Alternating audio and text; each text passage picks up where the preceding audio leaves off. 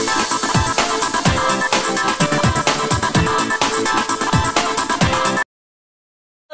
welcome to Pure Living Conversations, episode number 4. Super excited that we have done so many episodes week on week. And last week we spoke all about how essential oils can really help you with moving into the non-toxic and zero-waste lifestyle. So for people who have joined, Pure Living Conversations is a platform wherein we talk all about everything about non-toxic living, zero-waste lifestyle, and conscious consumerism, and basically allowing all of us to move on to this journey as effortless and as joyfully as possible. So this is a platform for us to have a very open dialogue. We can talk about the pros, the cons. Is this the right thing to do, not the right thing to do? So this week we have a very, very exciting guest, Srividya Radhakrishmam. She happens to be a Hatha yoga teacher. And we're going to be exploring about how yoga has its connect to natural living. We always talk about yoga, holistic living, and natural ways of living, and we all bundle them together. So is yoga the real reason, or can it be one of the reasons for one to move on to this natural way of living? We will look at it as soon as we have our guest with us. She is a Hatha yoga teacher, and she travels around the country taking classes.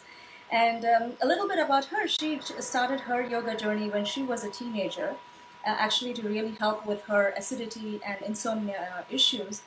But she's taken on this journey so beautifully, and it has really opened her up in so many different ways. Literally, the world has opened up in front of her. And now she's becoming a thriving eco-warrior. So let's hear from her what she has to say, and also let's, if you have any questions, any particular topic that you would like us to explore on this, so let's hear it out. So I'll bring in Srividya Radhakrishmam, who happens to have the handle called Yoga Varam. That is the Hatha Yoga school that she is conducting.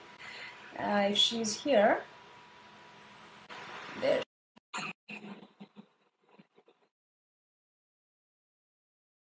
Oh, while we're waiting auditions.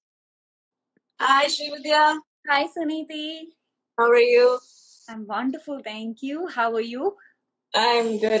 Thank you so much for accepting to come onto this platform and talk all about how your yoga journey has been. And actually, I didn't mention that this weekend happens to be the International Yoga Day. And we've been celebrating this probably since 2014 now. And so it's been so many years, right? 2015, I think. But yeah, so this is 2015, yeah. So with the pretext of that, I thought you would be a perfect guest for our platform to talk to us about your sustainable journey, and also like how yoga has been so influential in your pathway. Mm-hmm. So if you can start with simply, like I can start with basically my journey and how, I evolved through that, and I would love for the viewers to hear from you. I mean, as I wasn't born as an eco-warrior or anything. I was born in India, where we followed a lot of sustainable means. While growing up, I was living with nature around, but for some reason it never stuck to me, and I was not into this journey at all. And I have been practicing yoga for the last 4.5 years now. And ever since that has happened, something has changed within me, where now I don't think of just myself, but I think of the whole world. There's a lot of consciousness involved, and I think of the plants, the trees, and saving the planet. The whole journey has opened up, and that was one of the reasons why I started my startup with Pure Mitti. So I'd love to hear from you how your experience has been. So first of all, thank you so much for having me on your live session, Suniti. It's been a joy to look at your website and to look at the number of ways you are making a difference. You're striving to make a difference.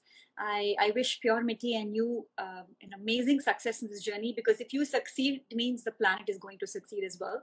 So yeah. I really wish you an amazing success. So as for me, about my yoga journey, like you mentioned, I started doing yoga when I was 16 years old. And it was accidental. I was just, wasting time at home in between school and college break. And my mom just sent me to yoga. But it was the classical kind of yoga. I was very fortunate. But then again, as a teenager, I didn't keep it up much. And when I was 19, again, when I'd been beaten up enough by college stress, then I kind of became more serious about it. And since then, it's been an inseparable part of my life. And why? Because as teenagers, people are, and even for me and people around me, they were looking to intensify themselves in certain ways. Like they don't really know they want intensity, but then, that's the reason people start exploring drugs, or people start exploring, getting high or getting drunk or whatever it is. They want some stress relief. And for me, it was at that time, yoga came as a way of stress relief rather than something else that could be addictive. So, I mean, it was a no-brainer for me to choose something that actually left me feeling well and also helped me deal with my health issues. But at the age of 19, typically people go and party outside. What made you choose yoga, right? Yeah, one of my cousins was doing it, and he said, like a logical teenager I was, he said, you come and try this. If you feel this is not good for you, then you don't have to do it.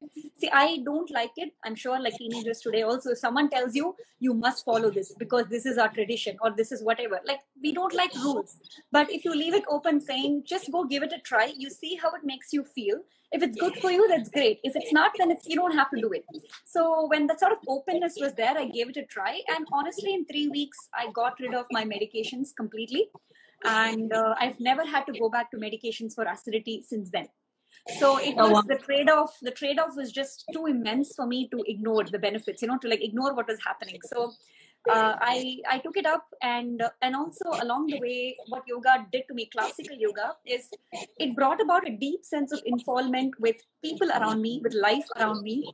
I just started enjoying being in nature. I started enjoying being with people of different backgrounds. Until then, as a student, you're very conscious of people need to fit into your idea of cool or whatever, like whatever ideas you have a social circle, like tight-knit circle and all that. But at 19, when I started volunteering, people were all different ages, different gender or different religion, caste or whatever, like even race. It didn't matter because you were just looking at people as people. Like simply working together with people could bring tears of joy. So I was like, what is this magic, that leaves me looking beyond barriers. People didn't have to, I didn't need morality. I didn't need someone to preach equality or even social justice, because simply you saw people for who they were. And that barrier for me was broken with yoga. So, and that also extended to life around me. I felt much more natural when I was around a stream or a lake or an ocean. I felt at home with the trees. We would just spend the weekends trekking. So again, people didn't have to tell me, oh, you have to take care of the planet, because it just led to a connection with the environment in that way. So it was just a natural journey. Would you say that your journey with the nature kind of opened up after you did your yoga practice? Or has it been second nature to you while growing up itself? No, I grew up in a concrete jungle in urban India, like most people. In fact, I remember the one neem tree we had in our compound. Somebody chopped it down, like a neem tree.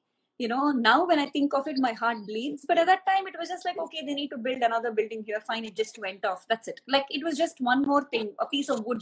It was not throbbing life for me.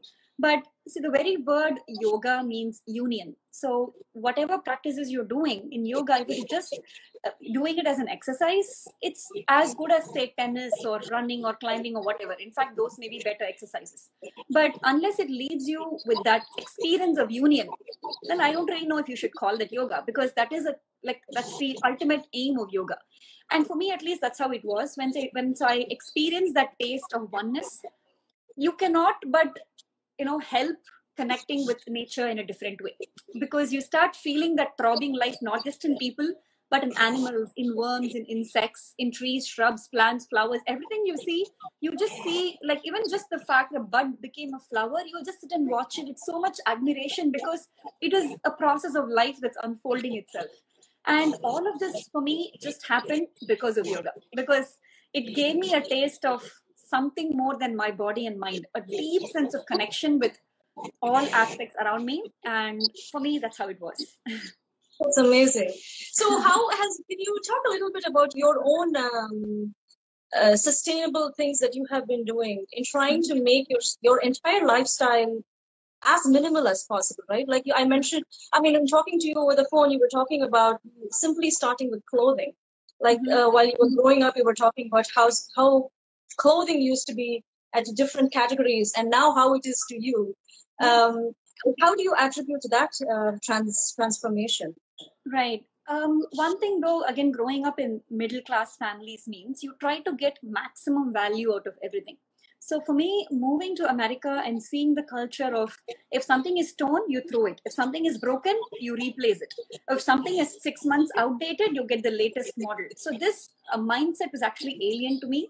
And I think to many of us growing up in middle class India, because you try to see if either you got hand me downs from your cousins, your books were hand me down from your cousins, and then you saw if you could pass it down to younger cousins, or something was new, then you would use it. If it wore out a little bit, you would use it to go shopping in the market, or if it wore out even more, you'll wear it at home. And if it wears out even more, you'll tear it and make scrap cloths that you can use to wipe, or wipe your vehicles or whatever. So in that sense, this idea of you need to use things as much as you can before you replace them was naturally inculcated, I think. And even more so after yoga, now you start looking at how each of your choices are impacting these other aspects that you feel so deeply connected with. Like, this cloth I'm going to use, is it going to end up in the landfill? Or is it giving out microfibers, which is going to hurt the fish? Or, are the dyes and colors, when I wash it, is it going to, again, go down the drainage and get into the ocean system, the sewer system, and again come back to our own, like poison the fish, come back to us like that. So you start thinking about which of these other life forms, for no reason of theirs, for no fault of theirs, you are hurting them, you are causing like an extinction just because of your choices. You start becoming very conscious because now you've experienced that as a part of yourself. Like my guru would say, if this little finger is a part of your body, nobody has to tell you don't hurt your finger, because it's a part of you.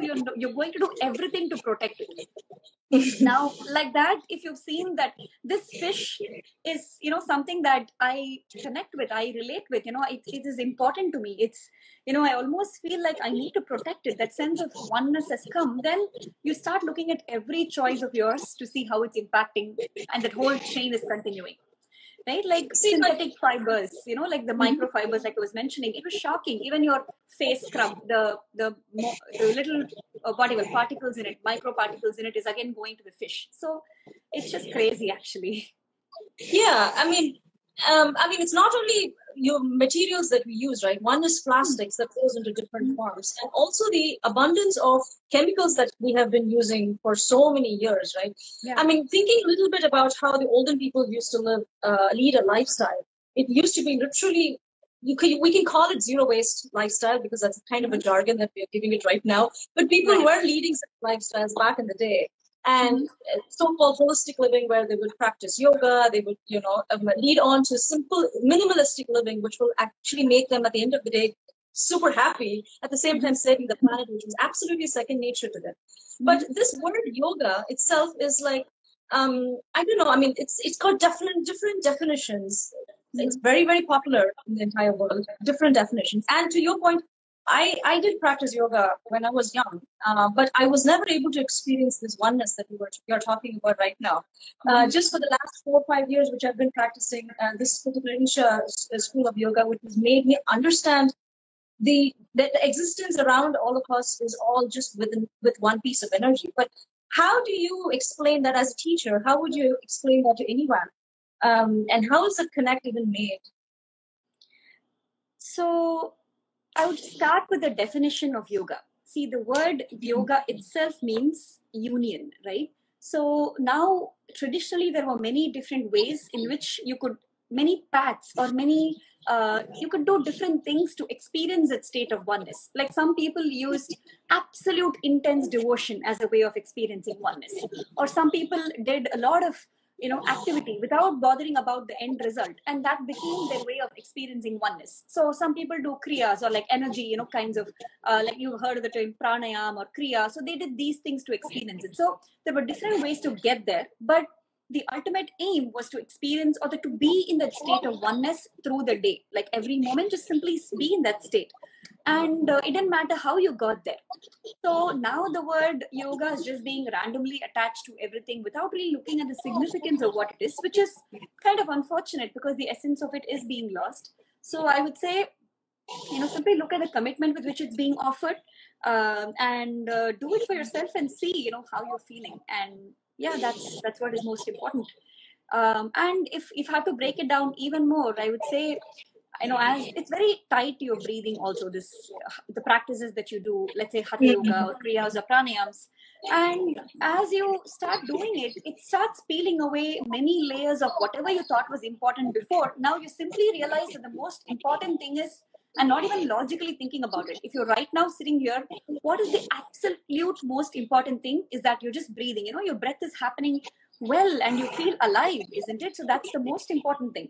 And yoga connects you down to that fundamental that your breath is happening, you're alive, and that's all is important. Everything else that you thought, okay, I need to achieve this, I need to have this, you can do it if you wish to, but it starts looking less and less important as a goal, or it's not the ultimate definition of success for you.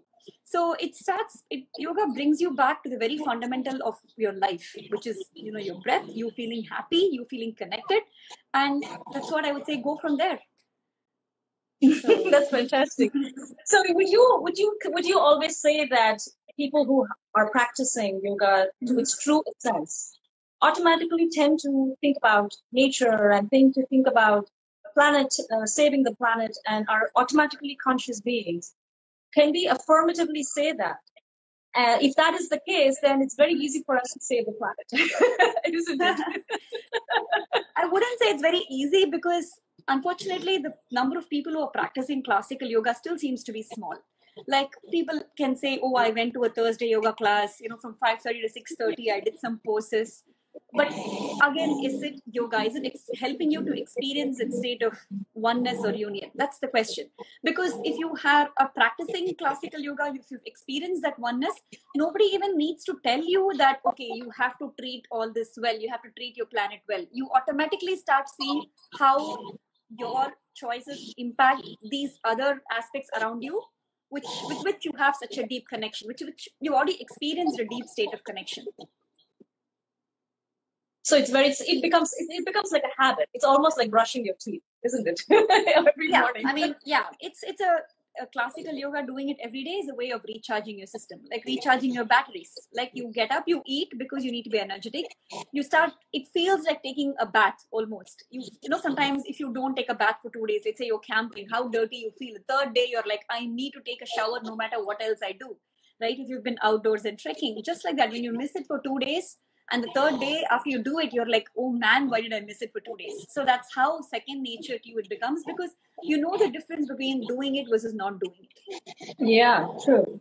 So shifting a little bit here now, with the usage of plastic that's so enormous and abundant here for the last so many decades, and we've been trying to cut it down, and keeping yoga aside. Everyone is trying to do their own means to reduce the plastic in the products they use, and also in the kinds of the zero waste lifestyle. But one thing I must tell you is that I did get totally inspired by your move to using a cup for the menstruation cycle, which I've been contemplating it for a very long time. But the amount of knowledge that you gave in the IGTV that you posted, and also the reasons behind as to how it evolved itself in your own journey. Could you share a little bit about how you moved on to that? Because that is, I wouldn't say it's an icky thing to do, but it is quite a daring thing to do for people who are not used to doing that for the longest time. Right. So thanks for taking the time and effort to watch that video, Suniti. It did take me, I would say, some courage to put it out there, because we grew up with a taboo that you don't speak about these things. But I realize, again, it's such a natural part of you. This taboo is not needed. So, and it was important for me that a lot more people get inspired to try this for themselves, because unless we talk about these important aspects, I don't know what the hope is for not choking up our planet with plastic. So those of us who experienced it need to step out and talk about it. And that's why I made that video. So about using a cup, so I've had other friends use it, talk about it on social media. And that's how it spread. I became curious. I read about it for 2 to 3 years. I had my questions, I had my concerns.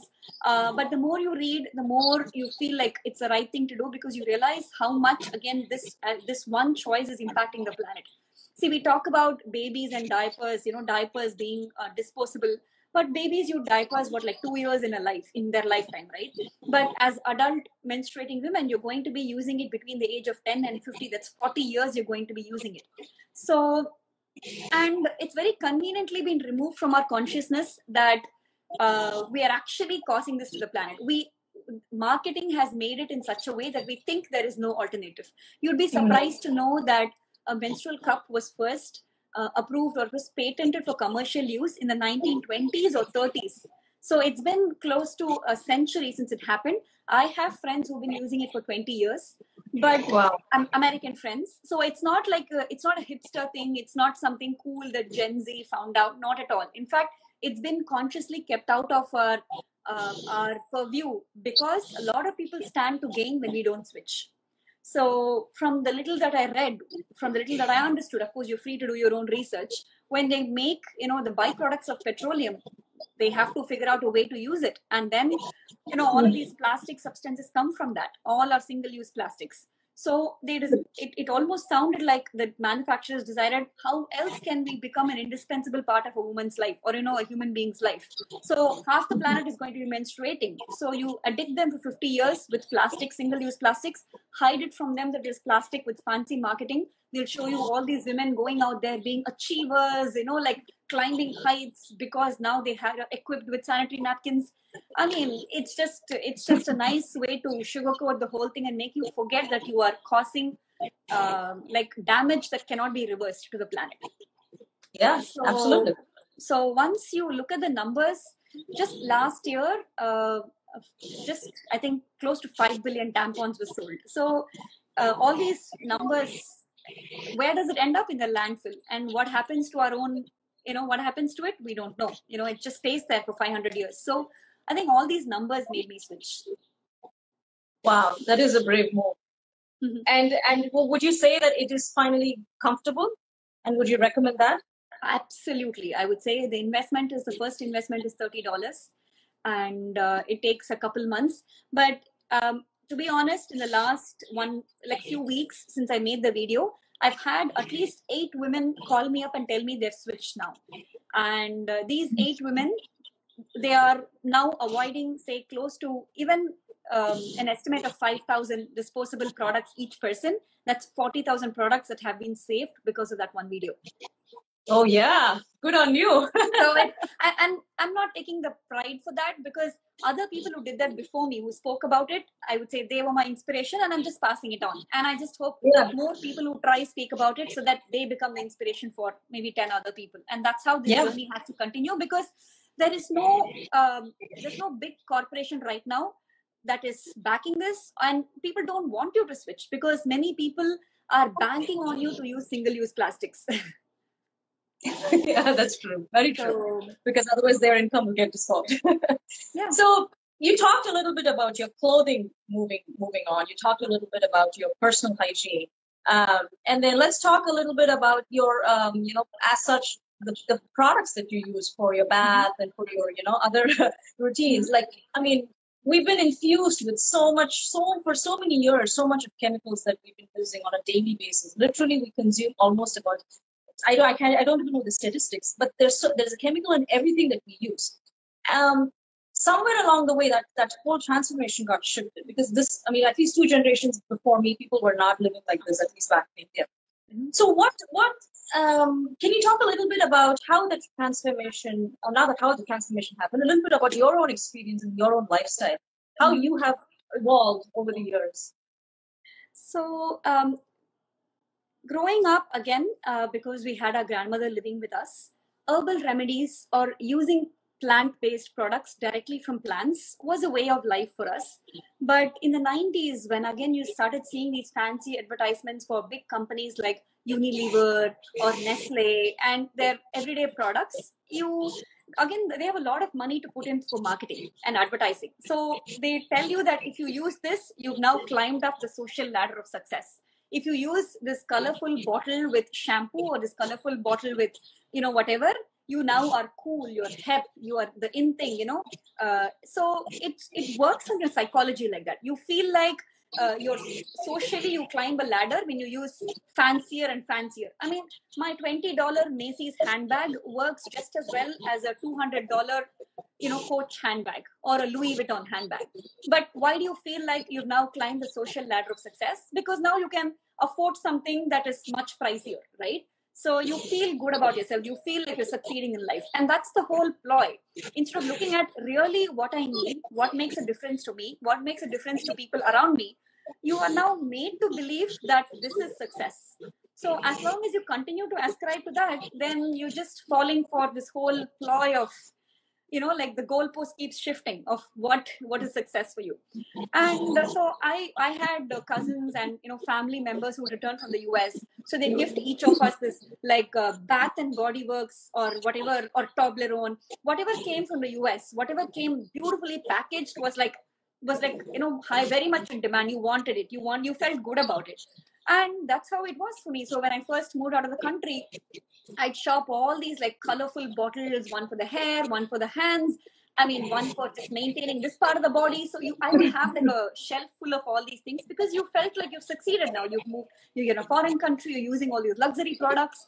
But along the way, I realized, again, through yoga, not only are you impacting the planet with, if you look at the label behind each of these products, and they have like some 20 or 25 odd names that are chemicals that you need to now. I started looking it up online.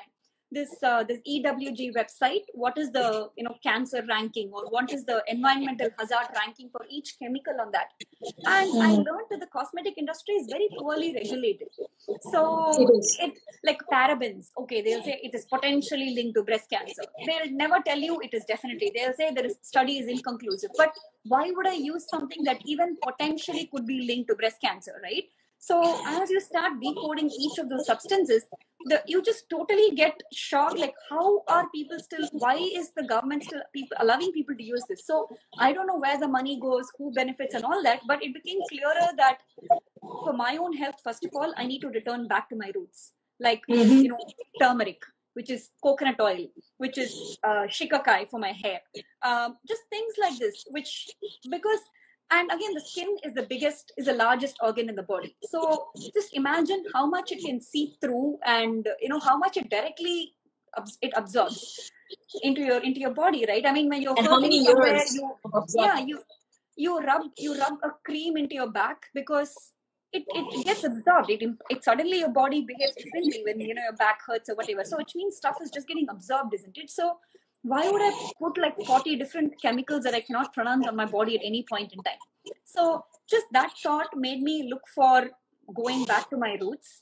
And so now it's, most of it is just coconut oil or turmeric, or I do use, some products once in a while, which specifically are recommended for certain, like extremely dry condition if I have to.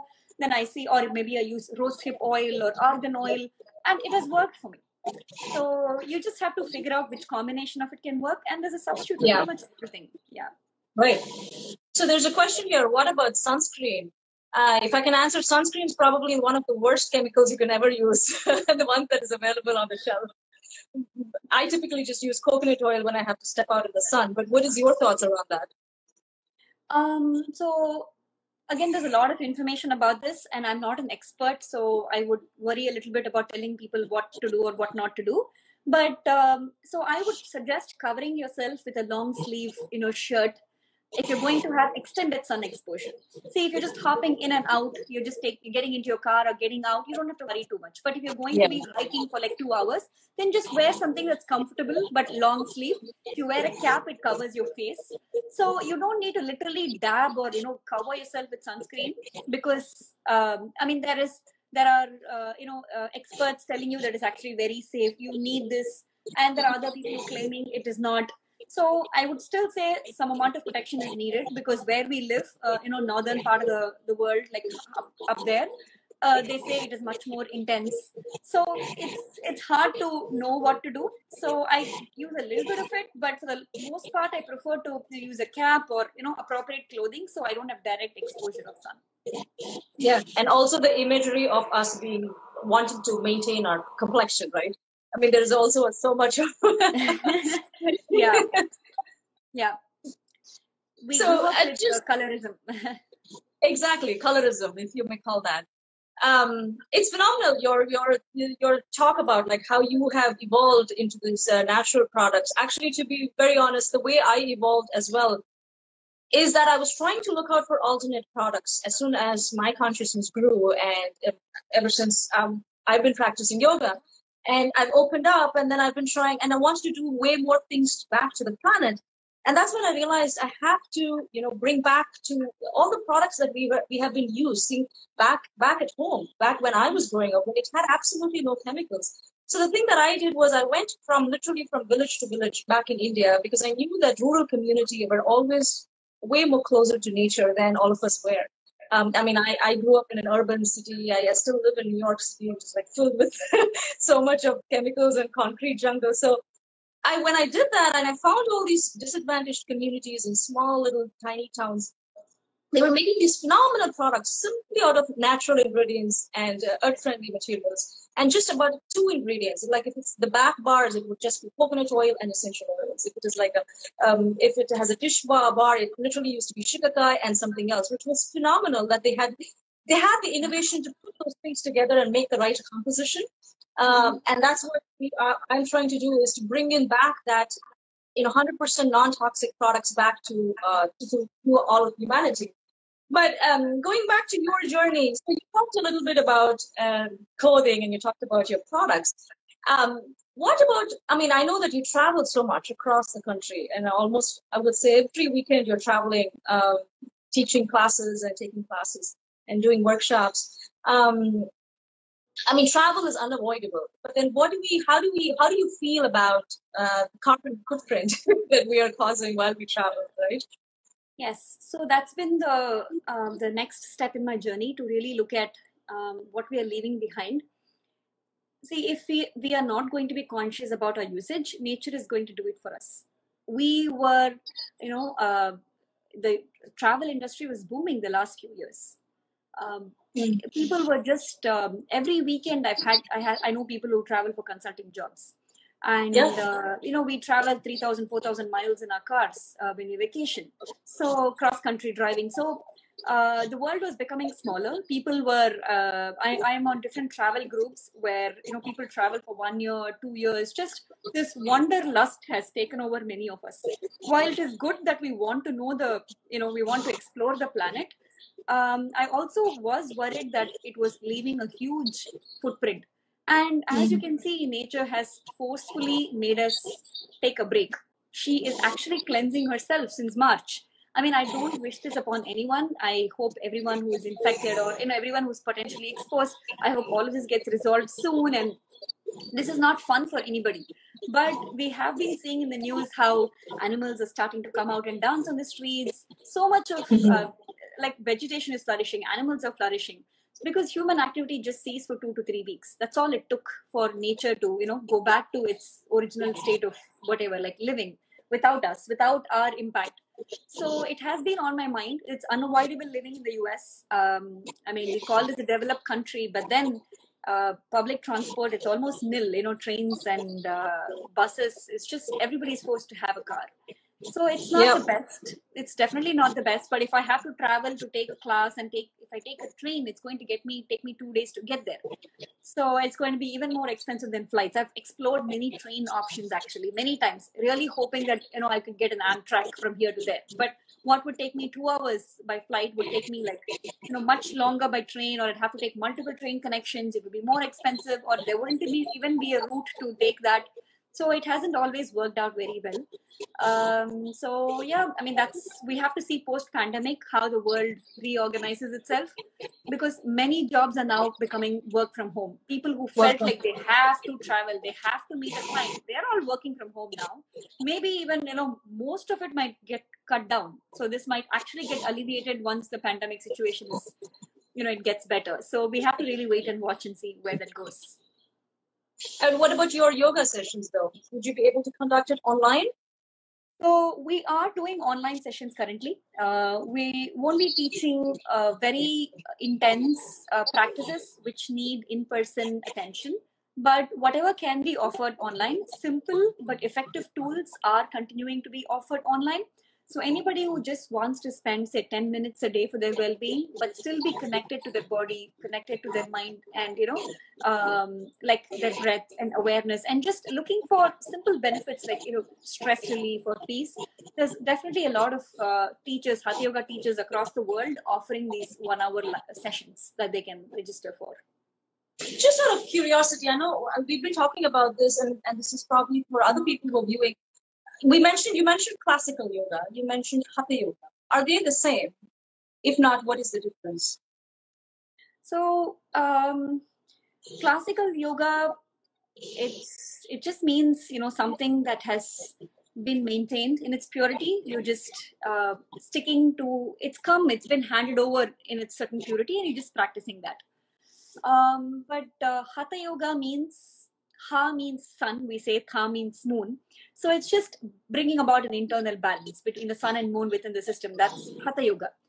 So the asanas that we see people, twisting, bending, flexing, all this twisting around like a pretzel, that's commonly come to be known as just yoga today in the world. That's just one small aspect of yoga. Of course, it has a lot of benefits for the body. That's what people mostly end up practicing.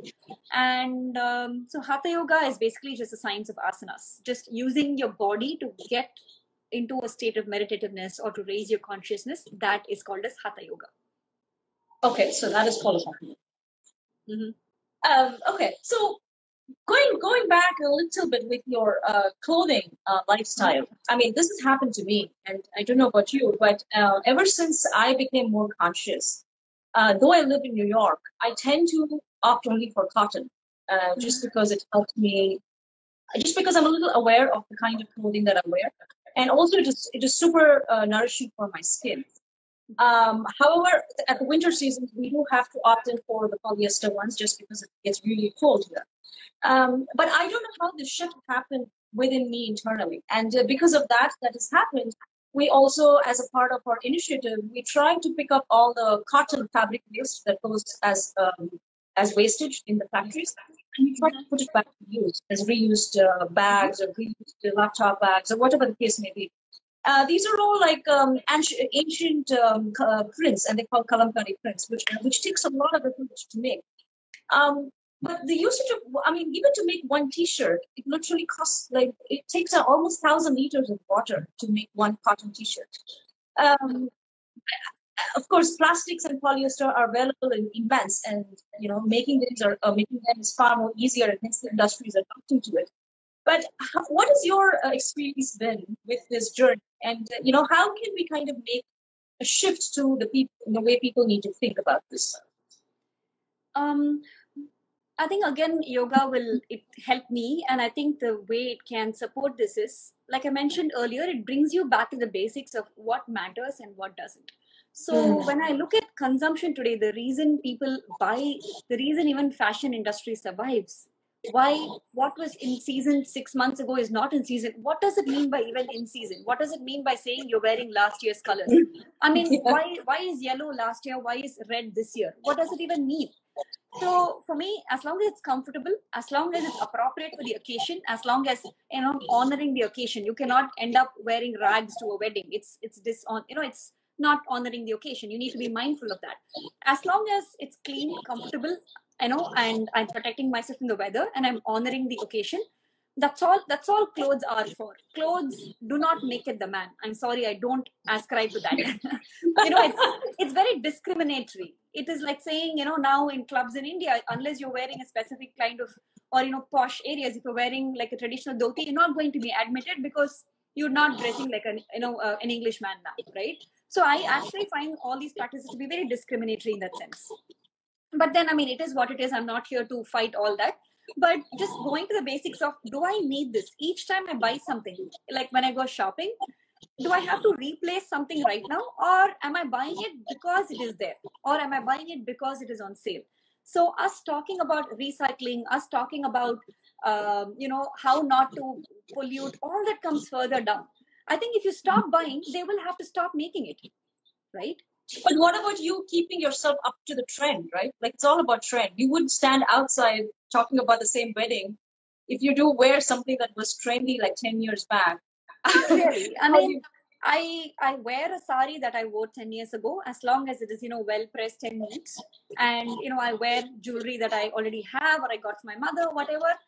When I meet people, I'm not waiting for them to judge me by my clothes. I'm not waiting for them to, give me a stamp of approval that, oh, she's amazing. I really don't care. I mean, as long as you're fun and interesting to talk to, I'm not waiting to be validated by anybody, right?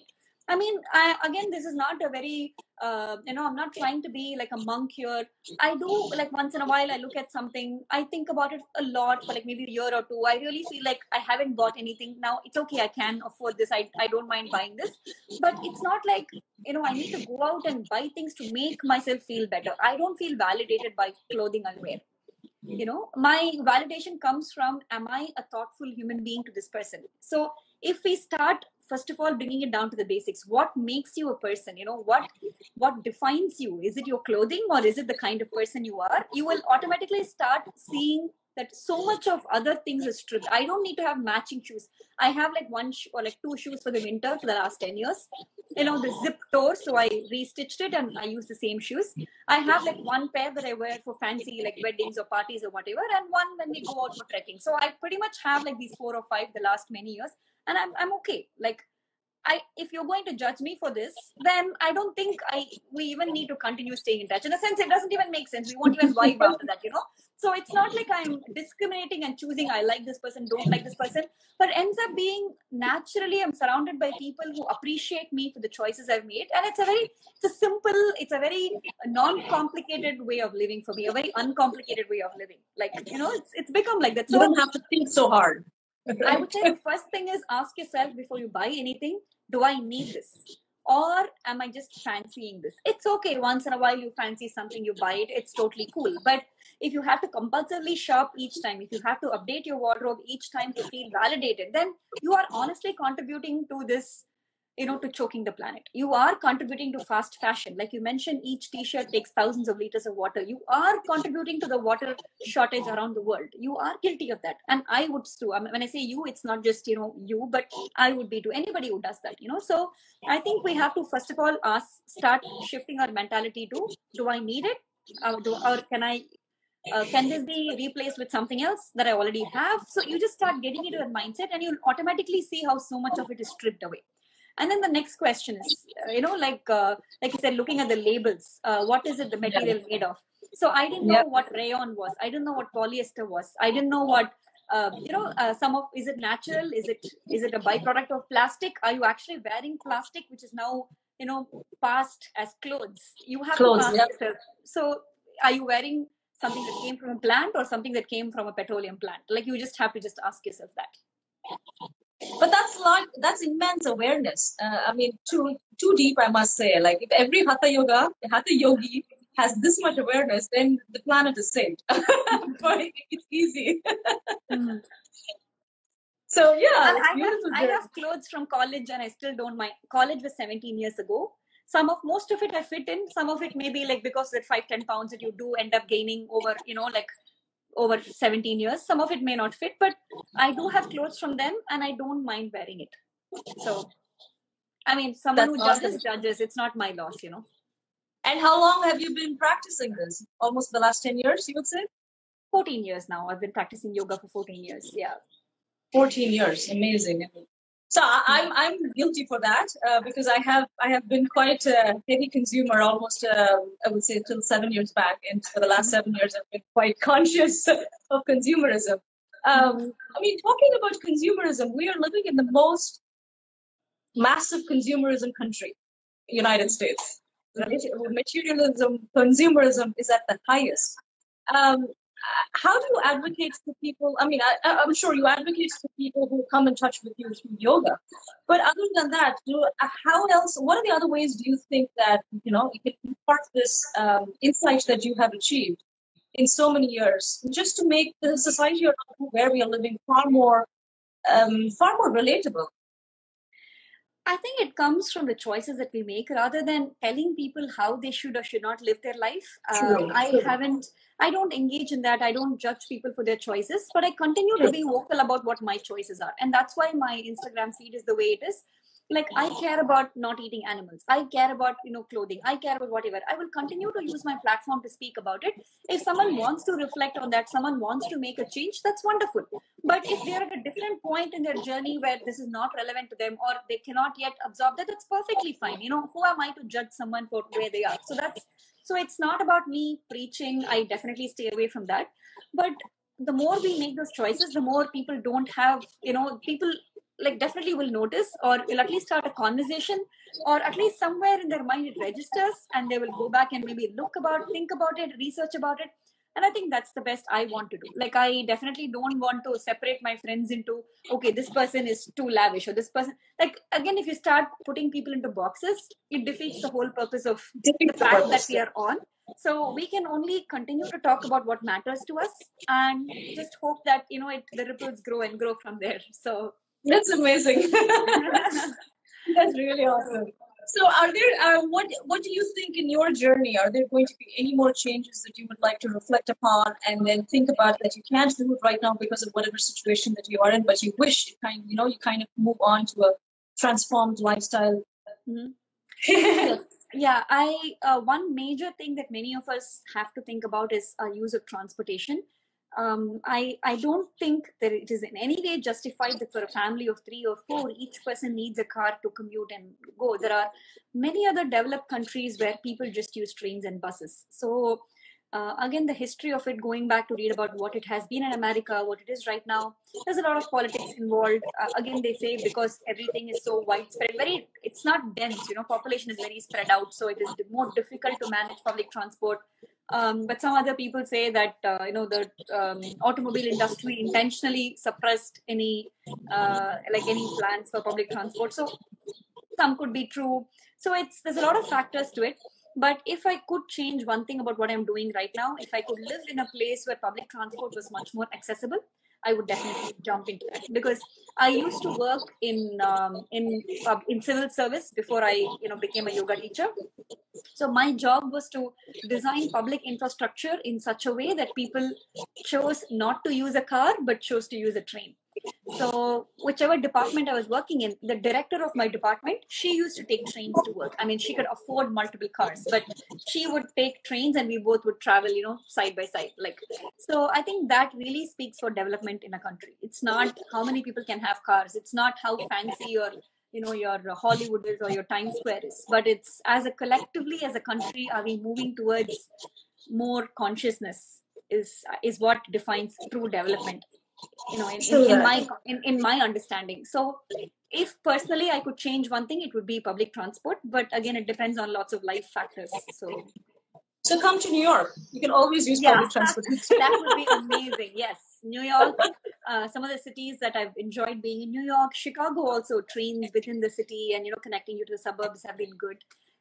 So a few places have been good, like that Boston train system. I enjoyed taking trains and buses. DC train system I enjoyed. So basically, the Boston, DC, New York, all of those places, I really enjoyed taking public transport whenever I was there. So yeah, true. That's amazing, Srividya. So, I mean, yoga has been a lifeline for my journey in the sense it has opened, it's not only opened up my perception to all this that you just spoke about, sustainable living, reducing of clothing, minimal living, making sure that you only use fresh veggies, composting, all of this, right? The other important aspect that yoga also did this for me is that it's become even a medicine. Like very recently, whatever that we get infected with, or whatever kinds of issues that we do, at least our family, the only thing that we practice is simply yoga, little bit of natural remedies, and then we still stick with that. Mm-hmm. We recently got infected by COVID, all the 4 of us, and we only did yoga and natural remedies, and we also did homeopathy. Yeah. Mm-hmm. But it's been so amazing, and I can't tell you the importance of how this has influenced my journey, especially, and how I'm able to walk this path of zero waste lifestyle so effortlessly with lots of confidence and wanting to do this because it's the right thing to do. But I would love to hear about what happens if you fall sick. Do you depend on yoga and natural remedies, or what do you do? So one disclaimer I would like to give people is that this is not a substitute for direct medical care. Like whatever treatment you're on right now, whatever medicines you're on right now, please don't just drop them because today you've learned like 5 minutes of yoga. That's not how it works. So what I do tell my students is, if your doctors are okay with you, like given your conditions or whatever, if these are some things you can practice, then please do continue to do that. But within a few months, people themselves see the change where whatever even chronic ailments people have had, diabetes or blood pressure, within a few months they automatically saw that things were changing for them. And then even when the doctor said, okay, now you can stop medicines because it has changed for you. So it takes that time. So I don't ever tell them that, like, okay, today you're doing it, so please stop taking diabetes medication from tomorrow or stop your insulin injections. It could be dangerous. So we have to be cognizant that builds up your system slowly. But it does, surely. Like I was in that period from 16 to 19 years of age, I used to fall sick so often. I had a cold so often that I had to take medicines, or once a month I would get throat infection. So things like that.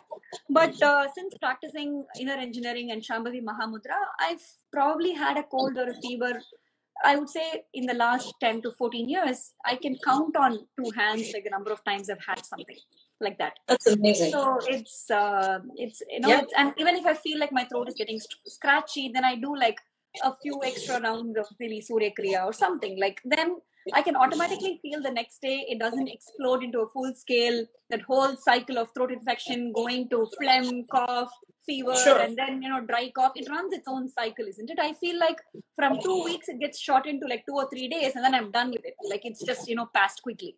So it's because it gives you an understanding of your own system, what works.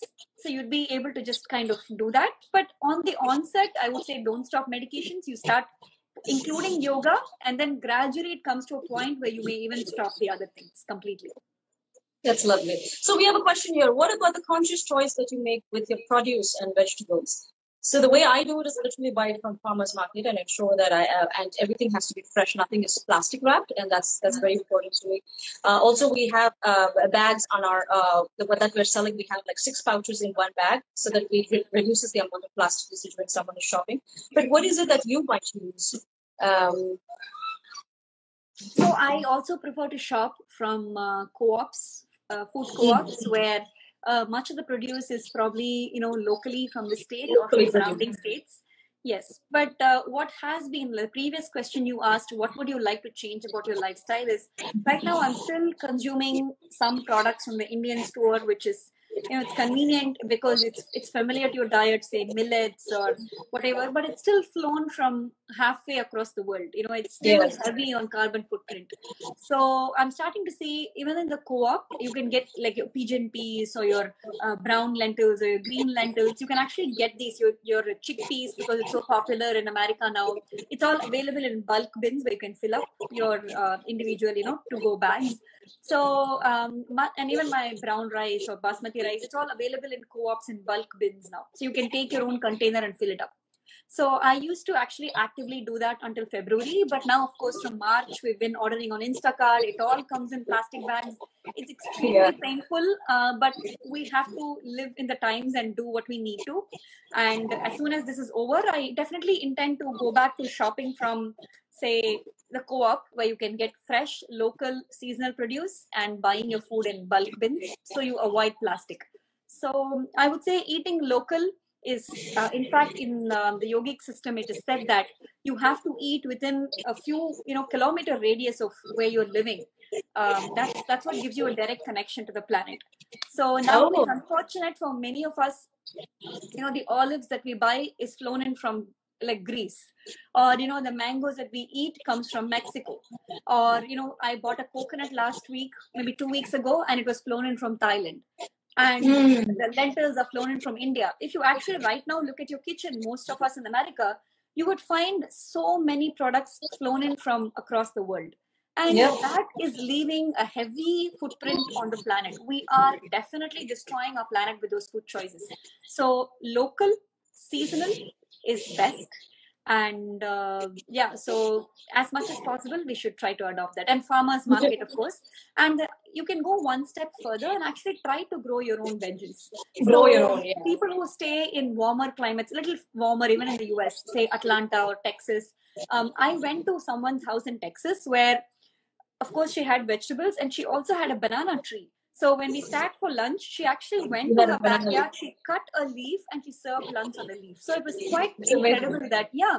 So there are actually Facebook groups for, say, vegetable gardens, Indian vegetable garden on Facebook, where people are growing their entire summer's worth of produce in their backyard.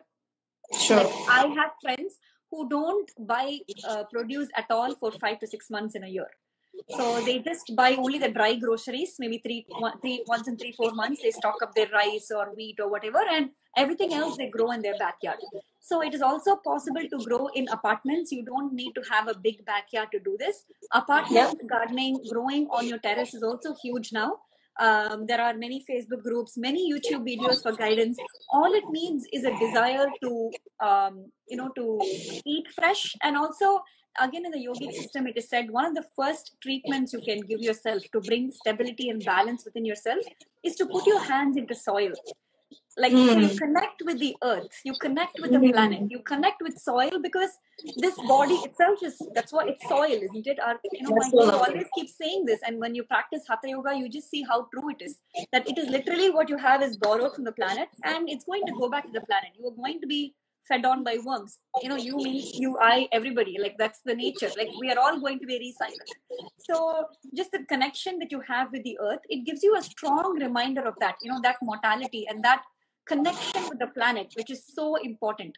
And if you can just get even 3-4 pots, put the soil and put the seeds, the joy that you will get in watching that little sprout, you understand life much more from that little sprout than what you would if you read a textbook. I mean, that's how I felt, True that.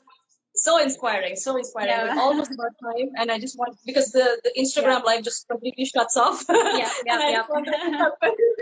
So for people out there, she conducts this amazing Isha yoga across the country at yoga, and her handle is at Yogavaram. So please reach out to Srividya. Such an amazing, beautiful human being. Thank you so much for coming on. And if you would like to know more about our products, it's on puremitti.com. We have our website as well as our handle. So thank you so much. Thank you, Srividya. Thank you so much, everyone, for joining in. Thank you, Suniti, for having me on the session. And I hope together we can make the kind of change where in the next 20 years, we can be proud of our actions today. Absolutely. Thank you so much. Anybody else have any questions? We have just about a minute left. So I actually don't know if we'll even have the time, because it might shut us down any moment. Any questions, please feel free to send it to Suniti at Pure Mitti, at her, DM her, or you can DM me about yoga programs, and we'll be happy to talk to you one-on-one about this. Yeah. Thank you. Thank you all. Thank you so much for joining in, everybody. All right. See you next week with the same Pure Living conversation next week. See you. Bye. Bye. Bye.